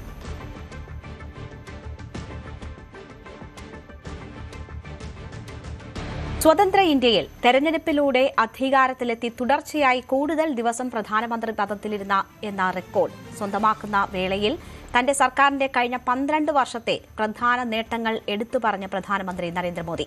ക്ഷേമ പദ്ധതികൾ, അടിസ്ഥാന സൗകര്യ വികസനം, നികുതി ഇളവുകൾ, സ്ത്രീ ശാക്തീകരണം, ദേശീയ സുരക്ഷാ സംരംഭങ്ങൾ തുടങ്ങിയ നേട്ടങ്ങളാണ് പ്രധാനമന്ത്രി ഉയർത്തിക്കാണിച്ചിരിക്കുന്നത്. ഇപ്പോൾ പ്രധാനമന്ത്രി നരേന്ദ്രമോദി തൻ്റെ 12 വർഷത്തെ നേട്ടങ്ങൾ ചൂണ്ടിക്കാണിച്ചുകൊണ്ടാണ് നേരത്തെ പറഞ്ഞതുപോലെയുള്ള കാര്യങ്ങളെ അദ്ദേഹം അഭിമുഖീകരിക്കുന്നത്. പ്രധാനമായും ക്ഷേമ പദ്ധതികൾ, അടിസ്ഥാന സൗകര്യ വികസനം, നികുതി ഇളവുകൾ, സ്ത്രീ ശാക്തീകരണം, ദേശീയ സുരക്ഷാ സംരംഭങ്ങൾ തുടങ്ങിയ നേട്ടങ്ങളാണ് പ്രധാനമന്ത്രി എടുത്തു കാണിക്കുന്നത് എന്നുള്ളതാണ് പ്രത്യേകത. ഇന്ത്യയെ ഒരു വികസിത രാഷ്ട്രമാക്കുക എന്നതിൽ കഴിഞ്ഞ 12 വർഷമായി താൻ നടത്തിയ പ്രവർത്തനങ്ങളുടെ ക്രോഡീകരിച്ച ഒരു രൂപമാണ് ഇപ്പോൾ പ്രധാനമന്ത്രി മുന്നോട്ട് വെക്കുന്നത്. സേവനം, സദ്ഭരണം, സമൃദ്ധി എന്നിവയിൽ ശ്രദ്ധ കേന്ദ്രീകരിച്ച് തന്റെ സർക്കാർ തുടർന്നും പ്രവർത്തിക്കും എന്നാണ് അദ്ദേഹം ഇപ്പോൾ എക്സിലൂടെ പൊതുജനങ്ങളെ, ഇന്ത്യൻ പൗരന്മാരെ അറിയിച്ചിരിക്കുന്നത്. സർക്കാർ ക്ഷേമ പദ്ധതികൾ വഴി 81 കോടിയിലധികം ആളുകൾക്ക് സൗജന്യ ഭക്ഷ്യധാന്യങ്ങൾ വിതരണം ചെയ്യുന്നുണ്ട് എന്ന് പ്രധാനമന്ത്രി പറഞ്ഞു. PMAY വഴി 4 കോടിയിലധികം വീടുകളുടെ നിർമ്മാണം, ഉജ്ജ്വല പദ്ധതി വഴി 10.5 കോടിയിലധികം LPG കണക്ഷനുകളുടെ വിതരണം, രാജ്യത്തുടനീളം 12 കോടിയിലധികം ശൗചാലയങ്ങൾ റോഡുകളുടെ നിർമ്മാണം എന്നിവയൊക്കെയാണ് പ്രധാനമന്ത്രി തന്റെ ഭരണത്തിലെ ഏറ്റവും മികച്ച നേട്ടമായി ചൂണ്ടിക്കാണിക്കുന്നത്. 32 കോടിയിലധികം ജൻധൻ അക്കൗണ്ടുകൾ ഇന്ന് ഇന്ത്യയിൽ നിലവിലുണ്ട് എന്ന് പ്രധാനമന്ത്രി ചൂണ്ടിക്കാണിക്കുന്നു. സായുധ സേനയിൽ വനിതാ ഓഫീസർമാർക്ക് സ്ഥിരം നിയമനം നൽകിയത് തന്റെ സർക്കാരിന്റെ വലിയ നേട്ടമായി പ്രധാനമന്ത്രി പറയുന്നുണ്ട്. ലക്ഷ്പതി ദീദി പരിപാടിയിലൂടെ 3 കോടി സ്ത്രീകൾക്ക് പ്രതിവർഷം കുറഞ്ഞത് 1 ലക്ഷം രൂപ വരുമാനം നൽകിയിട്ടുണ്ടെന്നും പ്രധാനമന്ത്രി അവകാശപ്പെടുന്നുണ്ട്. ഒപ്പം മറ്റു ചില രാജ്യസുരക്ഷയുമായി ബന്ധപ്പെട്ട പദ്ധതികൾ, ജലസേചനവുമായി ബന്ധപ്പെട്ട് ഉണ്ടാക്കിയ പ്രധാനപ്പെട്ട കാര്യങ്ങളൊക്കെ അദ്ദേഹം എടുത്തു കാണിക്കുന്നുണ്ട്. അടൽ സേതു, സുദർശൻ സേതു, ചെനാബ് റെയിൽവേ പാലം, ബോഗിവീൽ പാലം, പാമ്പൻ കടൽപ്പാലം എന്നീ വികസന പദ്ധതികൾ പ്രധാനമന്ത്രി എടുത്തു പറയുകയുണ്ടായി. രാജ്യത്തെ മെട്രോ റെയിൽ ശൃംഖല 26 നഗരങ്ങളിലായി 1100 കിലോമീറ്റർ അധികമായി വികസിപ്പിച്ചു. 164 വന്ദേ ഭാരത് ട്രെയിനുകൾ പ്രധാനപ്പെട്ട നേട്ടമായി നരേന്ദ്രമോദി എടുത്തു കാണിക്കുന്നുണ്ട്. വിമാനത്താവളങ്ങളുടെ എണ്ണം 74 നിന്ന് 164 ഉയർന്നു എന്ന കണക്ക് കൂടി പ്രധാനമന്ത്രി എക്സിലൂടെ അവതരിപ്പിക്കുന്നു. ആയുഷ്മാൻ ഭാരത് പദ്ധതിയിലൂടെ രാജ്യത്തെ 60 കോടിയിലധികം ജനങ്ങൾക്ക് തങ്ങളുടെ ആരോഗ്യ സുരക്ഷ ഉറപ്പാക്കി സർക്കാർ എന്നും പ്രധാനമന്ത്രി പറയുന്നുണ്ട്. 70 വയസ്സോ അതിൽ കൂടുതലോ ഉള്ള മുതിർന്ന പൗരന്മാർക്ക് 5 ലക്ഷം രൂപയുടെ സൗജന്യ ചികിത്സാ സഹായം നൽകുന്ന പദ്ധതിയാണ് ഇത്. അതുമാത്രമല്ല, ജൻ ഔഷധി കേന്ദ്രങ്ങൾ, അതായത് 19,000-ഓളം ജൻ ഔഷധി കേന്ദ്രങ്ങൾ രാജ്യത്തുടനീളം സ്ഥാപിക്കാൻ സർക്കാരിനായി. ഇവിടെ 90% താഴെ വിലക്കുറവോടെ മരുന്ന് സാധാരണ ജനങ്ങൾക്ക് ലഭ്യമാക്കാൻ തനിക്കായത് വലിയ നേട്ടമായി പ്രധാനമന്ത്രി ചൂണ്ടിക്കാണിക്കുന്നുണ്ട്. രാജ്പത്തിന് കർത്തവ്യ പഥ് എന്ന് പേര് മാറ്റിയത് ഛത്രപതി ശിവാജി മഹാരാജ് പൈതൃകത്തിൽ നിന്ന് പ്രചോദനം ഉൾക്കൊണ്ടുള്ള പുതിയ നാവികപാത സ്വീകരിച്ചതടക്കം ചൂണ്ടിക്കാണിക്കുന്നു. കൊളോണിയൽ കാലഘട്ടത്തിലെ ചിഹ്നങ്ങൾ ഒഴിവാക്കാൻ സ്വീകരിച്ച നടപടികൾ പ്രധാനമായും തന്റെ എക്സ് ട്വീറ്റിലൂടെ പ്രധാനമന്ത്രി മുന്നോട്ട് വെക്കുന്നുണ്ട്. PM കിസാൻ പദ്ധതി പ്രകാരം 4.3 ലക്ഷം കോടി ആളുകൾക്ക്, കർഷകർക്ക് പണം കൈമാറിയ കാര്യം വലിയ നേട്ടമായി പ്രധാനമന്ത്രി എടുത്തു കാണിക്കുന്നു. അങ്ങനെ ഒപ്പം രാമക്ഷേത്ര നിർമ്മാണം, കാശി വിശ്വനാഥ് ധാം, മഹാകാൽ ലോക്, കേദാർനാഥ് ധാം തുടങ്ങിയ പ്രധാന തീർത്ഥാടന കേന്ദ്രങ്ങളുടെ നിർമ്മാണവും തന്റെ 12 വർഷത്തിലെ നേട്ടമായി പ്രധാനമന്ത്രി എടുത്തു കാണിക്കുന്നുണ്ട്. രാമേന്ദ്രനാണ് വിവരങ്ങൾ നൽകിയത്. പശ്ചിമേഷ്യയിൽ വീണ്ടും സംഘർഷാവസ്ഥ. ബഹ്റൈനിലെ US-ന്റെ സൈനിക താവളത്തിലേക്ക് ഡ്രോൺ ആക്രമണം നടത്തി ഇറാൻ. ഇറാന്റെ തെക്കൻ മേഖലകളിലേക്ക് US നടത്തിയ ആക്രമണങ്ങൾക്ക് മറുപടിയായിട്ടായിരുന്നു സൈനിക നീക്കം. ബഹ്റൈനിലെ ആഭ്യന്തര മന്ത്രാലയം ജാഗ്രതാ നിർദ്ദേശം പുറപ്പെടുവിച്ചു.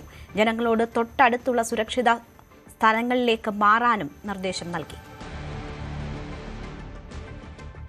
സൂപ്പർ ഹിറ്റുകളുടെ സംവിധായകൻ ഭാരതി രാജ അന്തരിച്ചു. 84 വയസ്സായിരുന്നു. ചെന്നൈയിലെ വസതിയിലായിരുന്നു അന്ത്യം.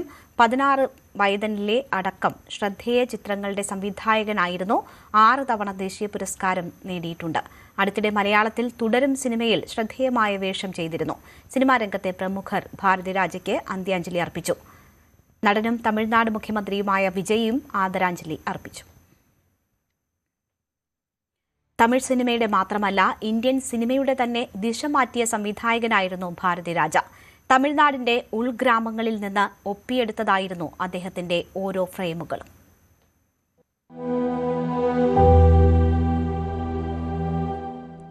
തേനിയിലെ അല്ലി നഗരത്തിൽ നിന്ന് മദിരാശിയിലേക്ക് വണ്ടി കയറിയൊരു ചെറുപ്പക്കാരന്റെ കഥ. അയാൾ ഭാരതിരാജ ആകുന്നതിനു മുമ്പ് ചിന്നസ്വാമിയായിരുന്നു.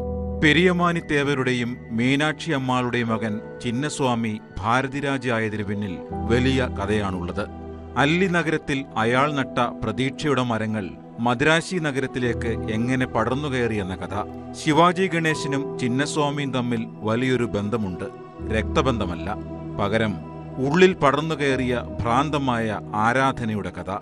1952 തേനിയിലെ ഓല കെട്ടിയ തിയേറ്ററിൽ കണ്ട ശിവാജി ഗണേശന്റെ പരാശക്തി ചിന്നസ്വാമിയുടെ ജീവിതത്തെ മാറ്റിമറിച്ചു. നടപ്പിലും ഇരിപ്പിലും ഭാവങ്ങളിലുമെല്ലാം ചിന്നസ്വാമി ശിവാജിയായി മാറി. അതോടെ കൂട്ടുകാരും അയൽക്കാരും വീട്ടുകാരുമെല്ലാം ആ കുട്ടിയെ ശിവാജി എന്ന് വിളിച്ചു. പിന്നെ നാടകമെഴുത്തും സംവിധാനവും തുടങ്ങിയപ്പോൾ മദിരാശിയിലെത്തി സിനിമാക്കാരനാവാൻ മോഹം. കയ്യിൽ 300 രൂപയും ഒരു ബാഗിൽ തുണിയുമായി ഒരു രാത്രി ഏതോ ലോറിയിൽ കയറി മദിരാശിയിലെത്തി. കടമ്പകൾ പലത് കടന്ന് മദിരാശിയിലെത്തിയപ്പോഴും ഏറെക്കാലം ദുരിതം. ഒടുവിൽ സിനിമാക്കാർക്ക് പിന്നാലെയായി ജീവിതം. സിനിമാ ജീവിതത്തിന്റെ തുടക്കത്തിൽ കന്നഡ സംവിധായകൻ പുട്ടണ്ണയാണ് ചിന്നസ്വാമിയെ ആദ്യമായി ഭാരതി രാജ എന്ന് വിളിച്ചത്. തമിഴകത്തെ മണ്ണും തമിഴന്റെ മനസ്സും ഭാരതി രാജയുടെ കഥയും കഥാപാത്രങ്ങളുമായി. തമിഴ്നാട്ടിലെ ഉൾഗ്രാമങ്ങൾ അയാൾക്ക് മുന്നിൽ കഥാപശ്ചാത്തലമൊരുക്കി. തമിഴ് സിനിമയിൽ ഭാവുകത്വത്തിന്റെയും ദിശയുടെയും പുതിയ പാത തുറക്കപ്പെട്ടു. നവസിനിമയുടെ പുതിയ തുടക്കം ഭാരതീരാജയിലൂടെ സംഭവിച്ചു. 1977 5 ലക്ഷം രൂപ ബജറ്റിൽ നിർമ്മിച്ച 16 വയതിനിലെ ആയിരുന്നു ഭാരതിരാജയുടെ ആദ്യ ചിത്രം. തമിഴ്നാട്ടിലെ സിനിമാ കൊട്ടകകളിൽ 1 വർഷത്തിലധികം ഓടിയാണ് 16 വയതിനിലെ ചരിത്രം സൃഷ്ടിച്ചത്. രജനീകാന്തും കമൽഹാസനും ശ്രീദേവിയുമടക്കമുള്ള താരങ്ങളുടെ ഗംഭീര പ്രകടനം ഭാരതിരാജയിലൂടെ പുറത്തുവന്നു. കിഴക്കേ പോകും വെയിൽ, സിഗപ്പൂർ റോജാക്കൾ, നിഴൽകൾ, മുതൽ മര്യാദ തുടങ്ങിയവയാണ് ഭാരതിരാജയുടെ ശ്രദ്ധേയമായ മറ്റു ചിത്രങ്ങൾ. മലയാളത്തിൽ തുടരുമടക്കമുള്ള സിനിമകളിൽ ശ്രദ്ധേയമായ വേഷങ്ങളിൽ അഭിനയിച്ചിട്ടുമുണ്ട്.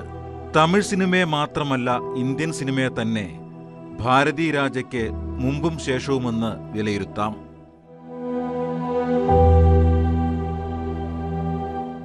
News desk, news 18. വയനാട്ടിൽ ഷിഗല്ല ബാധിതരുടെ എണ്ണം 3ആയി. രോഗലക്ഷണങ്ങളുമായി കൂടുതൽ പേർ ചികിത്സ തേടി ആരോഗ്യവകുപ്പ് പ്രതിരോധ പ്രവർത്തനങ്ങൾ ഊർജിതമാക്കിയിട്ടുണ്ട്. 468 പേർക്കാണ് നിലവിൽ രോഗലക്ഷണങ്ങളുള്ളത്. കിണറുകളിൽ സ്പെഷ്യൽ ക്ലോറിനേഷൻ ഡ്രൈവ് തുടരുകയാണ്. തദ്ദേശ സ്വയംഭരണ സ്ഥാപനങ്ങൾ പരിസരം വൃത്തിയാക്കുന്ന കാര്യങ്ങൾ വേഗത്തിലാക്കണമെന്ന് ആരോഗ്യമന്ത്രി നിർദ്ദേശിച്ചു. രോഗവ്യാപനത്തിന്റെ തോതും 2ാം ഘട്ട വ്യാപനത്തിന്റെ സാധ്യതയും കണക്കിലെടുത്ത് സുൽത്താൻ ബത്തേരി താലൂക്ക് ആശുപത്രിയിൽ പ്രത്യേക വാർഡ് സജ്ജീകരിച്ചു. തൃശൂർ വാണിയമ്പാറയിൽ ഭീതി വിതച്ച് കാട്ടാന. കൊമ്പഴ രാമൻചിറയിൽ ജനവാസ മേഖലയിലാണ് കാട്ടാന ഇറങ്ങി കൃഷി നശിപ്പിച്ചത്. തുടർച്ചയായി എത്തുന്നതിൽ ജനങ്ങൾ ഭീതിയിലാണ്. പ്രശ്നത്തിൽ ശാശ്വത പരിഹാരം കണ്ടെത്തണമെന്നതാണ് ജനങ്ങളുടെ ആവശ്യം. കോതമംഗലം പിണവൂർ കൊടിയിൽ വീണ്ടും കാട്ടാന ഇറങ്ങി. ഇന്ന് പുലർച്ചെ എത്തിയ ആനക്കൂട്ടം വീടിന്റെ മുകളിലേക്ക് പനമരം മറിച്ചിട്ടു.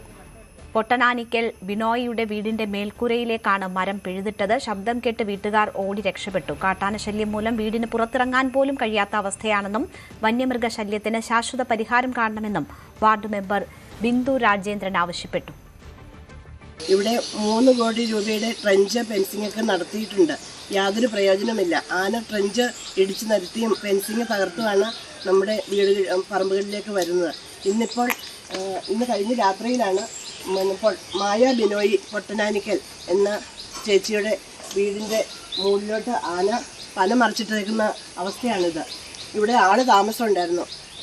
അച്ഛനും അമ്മയും ഒരു മോളും താമസിച്ച വീടാണിത്. ഇതാണ് അവസ്ഥ. ഇവിടെ പിണൂർകുടിയിലെ ഓരോ കുടുംബങ്ങളുടെ അവസ്ഥ ഇതാണ്. ഇന്നലെയാണെങ്കിൽ സൂര്യനെല്ലിയിൽ ഒരു അമ്മയെ ആന കൊന്നിട്ടുണ്ട്. പിണൂർകുടി പന്തപ്രയിലും ഇതേ അവസ്ഥകൾ തന്നെയാണ് നടക്കുന്നത്. നെല്ലിയാമ്പതി ചുരം റോഡിൽ നിന്നും കാർ 50 അടി താഴ്ചയിലേക്ക് മറിഞ്ഞ് അപകടം. വിനോദസഞ്ചാരികളാണ് അപകടത്തിൽപ്പെട്ടത്. നെല്ലിയാമ്പതിയിൽ നിന്നും മടങ്ങി നെന്മാറയിലേക്ക് വരുന്നതിനിടെ പോത്തുണ്ടി കൈക്കാട്ടിയിലാണ് സംഭവമുണ്ടായത്. കാർ നിർത്തിയിട്ട ശേഷം പുറത്തിറങ്ങി നിൽക്കവെയാണ് കാർ പിന്നോട്ട് ഉരുണ്ടു നീങ്ങിയത്. ഹാൻഡ് ബ്രേക്ക് ഇടാൻ മറന്നതാണ് അപകട കാരണം. അതിനാൽ യാത്രക്കാർക്ക് പരിക്കില്ല. നെയ്യാറ്റിൻകര മുള്ളറവിള കല്ലുപാലം ശ്രീകണ്ഠശാസ്ത്ര ക്ഷേത്രത്തിൽ മോഷണം. ക്ഷേത്രത്തിനുള്ളിലെ കാണിക്ക വഞ്ചി തകർത്ത് പണം കവർന്നു. മോഷ്ടാവിന്റെ CCTV ദൃശ്യങ്ങൾ ലഭിച്ചു. നെയ്യാറ്റിൻകര പോലീസ് അന്വേഷണം തുടങ്ങി.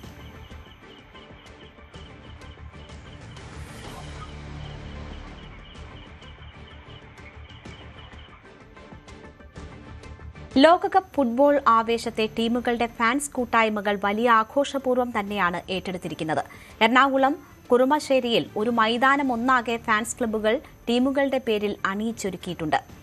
ഒളിമ്പിയ കുറുമശ്ശേരി എന്ന ഫുട്ബോൾ പ്രേമികളുടെ കൂട്ടായ്മയിൽ കൊച്ചുകുട്ടികൾ മുതൽ പ്രായമായവർ വരെയുണ്ട്.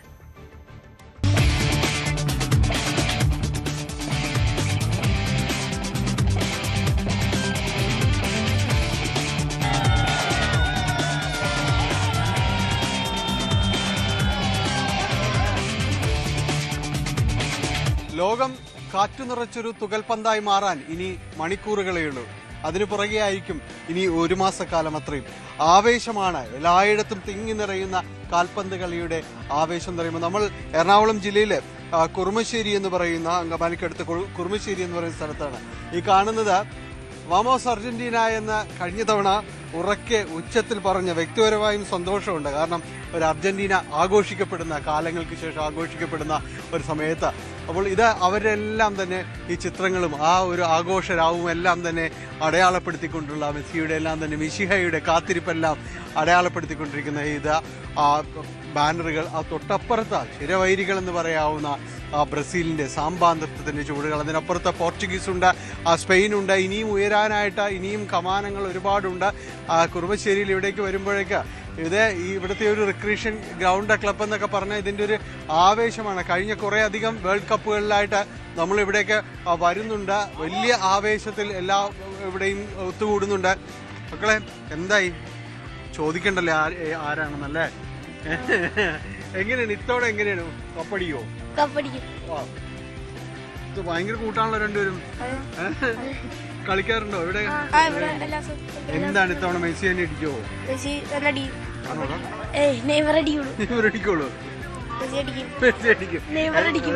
മെസ്സി എന്തായാലും ഒരു സൗഹൃദവും എല്ലാ കാര്യങ്ങളും അവരെല്ലാം സന്തോഷം ആ പ്രകടനം. മക്കൾ ഇത് ഏതാടാ? റൊണാൾഡോ. ക്ഷമിക്ക, എന്നോട് ക്ഷമിക്കേ ചോദിച്ചേ. റൊണാൾഡോ കൊണ്ടുപോയിത്തോണോ? കൊണ്ടുപോയില്ല ആണോ? ഇതെന്ത് ഇത് പ്രിന്റ് ചെയ്തിട്ട് ആഘോഷം. ഇത്തവണ എങ്ങനെയാ? ഇത്തവണ കപ്പടിക്കുന്ന അർജന്റീനയ്ക്കാണ് കപ്പ്, വേറെ ഒന്നുമില്ല. എത്ര വലിയ തോന്നാലും അർജന്റീന ജയിക്കുള്ളൂ. ഇതായിട്ട് ഒരു സംശയമില്ല. എത്ര വെല്ലുവിളികളുണ്ടായി, പക്ഷെ അതിനൊക്കെ നമ്മൾ അതിജീവിച്ചില്ല. പ്രായോ കളിയിൽ അത് കാണാനില്ല. ഇപ്പോഴും പുള്ളി ലോകത്ത് ഏറ്റവും നമ്പർ 1 പ്ലെയറാ. പുള്ളി ലാസ്റ്റ് വേൾഡ് കപ്പില് കപ്പെടുത്തിട്ട് പുള്ളി വിരമിക്കും. അങ്ങനെയാണ്, ആളെണ്ണം കൂടുതലായിരിക്കുള്ളൂ ബ്രസീലിന്. ഇത്തവണ നെയ്മറിന്റെ ഒരു തിരിച്ചുവരവുണ്ട്. കുറെ നാൾക്ക് കാലഘട്ടത്തിന് ശേഷം നെയ്മർ വീണ്ടും ടീമിലേക്ക് എത്തിയിരിക്കുകയാണ്. അതിന്റെ ഒരു ആരവം ഇപ്പോൾ തന്നെ സോഷ്യൽ മീഡിയയിൽ കത്തിച്ചേക്കാണ് നെയ്മർ. അത് രണ്ടും കൽപ്പിച്ചുള്ള വരവാണ്. ഇത്തവണ എന്തായാലും ഞങ്ങൾ തൂക്കിയിരിക്കും. ഈ തവണ നോക്കോ, അതൊക്കെ ഈ 5 എന്നുള്ളത് മേളിലൊരു സ്റ്റാർ കൂടി കയറ്റി 6 ഞങ്ങളിവിടെ തകർത്തിരിക്കും. കപ്പ് ഞങ്ങൾ നോക്കിയിരിക്കും. ഇവിടെ 5 എണ്ണം കിട്ടിയിരിക്കുന്ന ചാമ്പ്യന്മാരാ. ഇവിടെ എങ്ങനെ നിങ്ങൾ എല്ലാ വർഷവും സംഘടിപ്പിക്കുന്നുണ്ടല്ലോ? 2006 മുതൽ തുടങ്ങിയ ഒരു ഇതാണ്, ഞങ്ങളുടെ ഒരു ആഘോഷമാണത്. കുറുമശ്ശേരിയിലാണ് തുടങ്ങിയ പരിപാടിയാണ് 2002. അതിനുശേഷം 2006 മുതൽ നമ്മൾ 2006 മുതൽ നമ്മളിവിടെ പരിപാടി ക്ലബ്ബുണ്ട്. ആ ക്ലബ്ബ് ഒരു 10-55 വർഷം പഴക്കമുള്ള ഒരു ക്ലബ്ബാണ്. ആ ക്ലബ്ബിന് ഇത് നടത്തി വരുന്നത്. അല്ല, അത് നമ്മളെല്ലാവരും ഞങ്ങൾക്ക് കളിയോടുള്ളൊരു ആരവത്തിന്റെ ഒരു ഇതാണ് കാണുന്നത്. പൈസ എല്ലാം നമുക്ക് വിഷയം. ഫുട്ബോളിന്റെ ഒരു കേന്ദ്രമാണ്. സ്ക്രീനൊക്കെ ഉണ്ട്. ഇവിടുത്തെ വർഷങ്ങളായിട്ടുള്ള ഒരു പ്രത്യേകത എന്ന് പറയുന്നത് ഫുട്ബോളാണ് ലഹരി. ഇവിടെ ഏറ്റവും വലിയ ഒരു പ്രത്യേകത. അപ്പൊ നമ്മുടെ 3 മുത്തച്ഛന്മാരടക്കം കുറുമശ്ശേരിയെ ഫുട്ബോളിനെയാണ് സ്നേഹിക്കുന്നത്, മറ്റു കാര്യങ്ങളല്ല. അത് നമ്മുടെ ഈ നാടിന്റെ അന്തസ്സ് വളർത്തുന്നതിനും അതോടൊപ്പം തന്നെ കുറുമശ്ശേരിയുടെ വികസനത്തിനും മറ്റ് കടകമ്പോളങ്ങളടക്കമുള്ള സഹകരണം, അതാണ് ഇതൊരു ഉത്സവമാക്കി മാറ്റി എന്നുള്ളതാണ്. ഒരു മാസം നമ്മൾ ഇത് കെട്ടാനൊക്കെ 2 മണി 3 മണിക്കാണ് എല്ലാ പിള്ളേരും ഇവിടെ നിന്ന് പോണത്. അതിന്റെ ഒരു അധ്വാനത്തിന്റെ ഫലമായിട്ട് അത് ഞങ്ങൾ എല്ലാവരും കൂടി ഒരുമിച്ച് ചെയ്യണത്. ഒരു പ്രത്യേക സമയത്താണ് ഇത്തവണ കളി ഏത് പാതിരാത്രിയാണെങ്കിലും ഇപ്പോ പൊതുവേ നമ്മൾ സോഷ്യൽ മീഡിയയിലും ന്യൂസിലൊക്കെ കാണാറുണ്ട്. പലയിടങ്ങളിലായിട്ട് 150, 160, 400 അടിയുടെ ഫ്ലെക്സുകളൊക്കെ വെക്കുന്നുണ്ട്. പക്ഷെ ഞങ്ങൾക്ക് ഫ്ലെക്സിനോടല്ല, ഇവിടത്തെ ഒരു ഉത്സവമാണ്. കുറുമശ്ശേരി എന്ന് പറയുന്ന ഒരു നാടിന്റെ ഉത്സവമാണ് ഈ വരുന്ന 11-ാം തീയതി. ഈ 11-ാം തീയതി ഇവിടെ കാണാൻ പോകുന്നത്. അത് കേരളത്തിൽ ഇന്നേ വരെ കാണാത്ത പരിപാടിയായിരിക്കും ഇവിടെ നടക്കാൻ പോകുന്നത്. വലിയ ഘോഷയാത്രകളും ആയിരക്കണക്കിന് ജനങ്ങൾ പങ്കെടുക്കുന്ന ഘോഷയാത്രയാണ്. പിന്നെ പൊളിക്കുകയാണ്. ലൈവ് ചെയ്യാനായിട്ട് നിങ്ങൾ സ്ക്രീനിങ് ഉണ്ടാവും.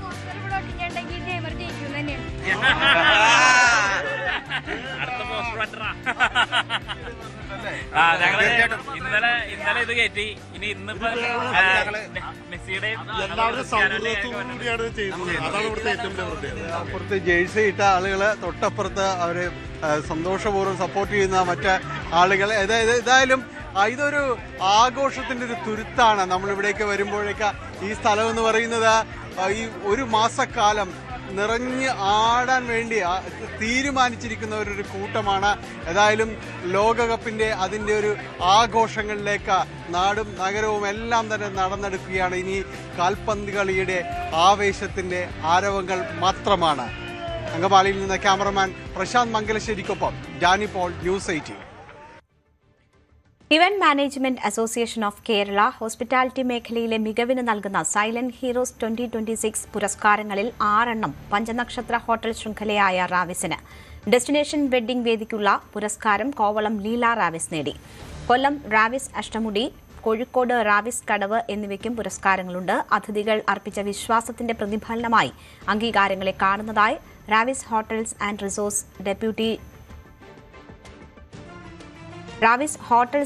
Resorts deputy general manager Sarath Madathil പറഞ്ഞു.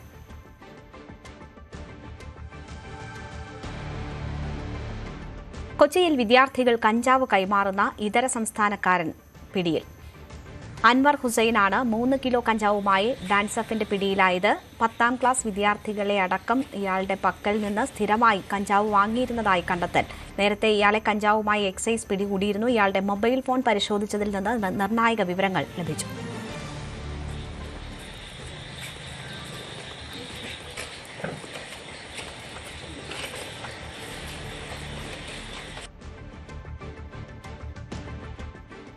തിരുവനന്തപുരം നെടുമങ്ങാട് ടിപ്പർ ലോറി മറിഞ്ഞ് അപകടം. നിർമ്മാണ ആവശ്യത്തിനുള്ള ചിപ്സ് കയറ്റി വന്ന വാഹനമാണ് അപകടത്തിൽപ്പെട്ടത്. നിസാര പരിക്കുകളോടെ ഡ്രൈവറെ നെടുമങ്ങാട് ആശുപത്രിയിൽ പ്രവേശിപ്പിച്ചു. നെടുമങ്ങാട് അരുവിക്കര കുറിഞ്ചിലക്കോടിന് സമീപത്താണ് അപകടമുണ്ടായത്. വളവ് തിരിഞ്ഞു വരുമ്പോൾ നിയന്ത്രണം വിട്ട് മറിയുകയായിരുന്നു.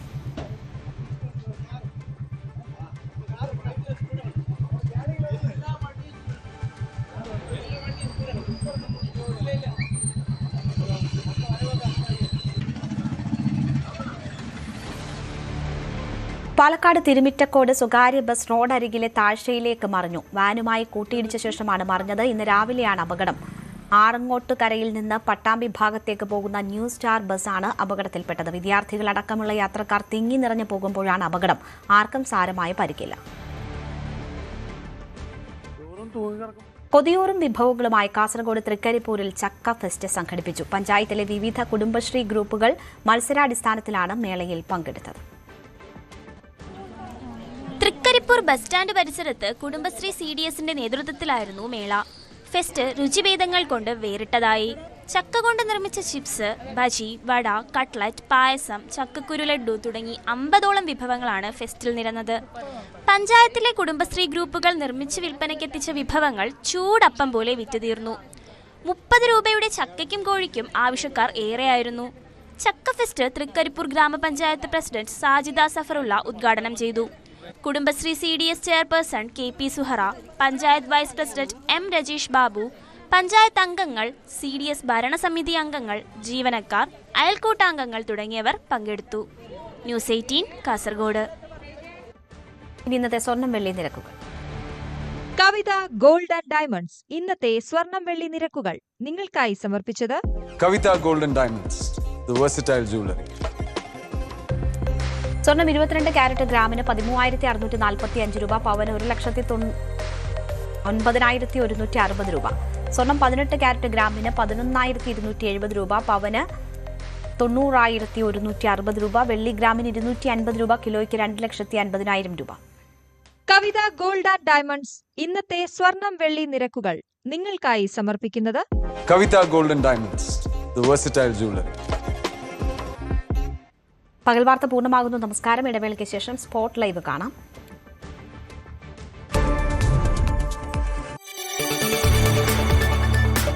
കൂടുതൽ വാർത്തകൾക്ക് news 18 Keralam YouTube channel subscribe ചെയ്യുക.